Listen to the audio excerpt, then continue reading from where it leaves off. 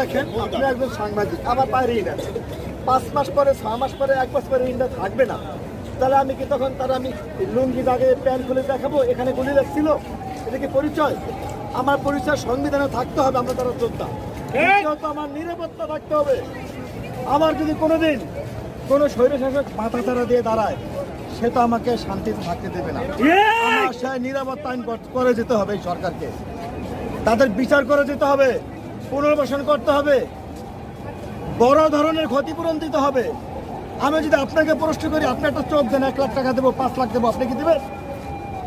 টাকা দিয়ে কখনো অঙ্গ প্রত্যঙ্গ কেনা যায় না। সুতরাং বড় ধরনের ক্ষতিপূরণ দিতে হবে। স্বীকৃতি, ক্যাটাগরি সিস্টেম বাতিল চাই।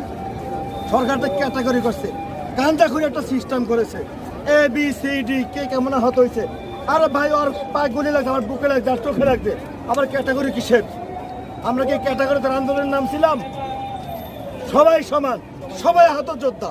আপনারা কি আজকে এখান থেকে সরকারের কোনো উচ্চ পর্যস্ত কারো কাছে আপনাদের দাবি আছে কিনা, বা আজ এখানে কোনো উপদেষ্টা আপনাদের সঙ্গে দেখা করতে এসেছে? এখন পর্যন্ত কেউ আসে নাই, তবে আমরা শুনতেছি ওনারা মিটিংয়ে বসছে, ওনারা সচিবালয়ে বসছে। এই সমস্ত সচিবালয় বসুক, সম্মান রেখেই বলছি। আমরাও বহুবার সচিবালয়ে গিয়েছি, আমি সচিবদের সামনে কথা বলেছি, উপদেষ্টাদের সামনে অনেকবার কথা বলেছি। তারা বলছে, স্যার আপনাদেরকে কষ্ট করে আর আসতে হবে না, বলে নাই ভাই? আবার আমার কেন রাস্তায় বসতে হলো?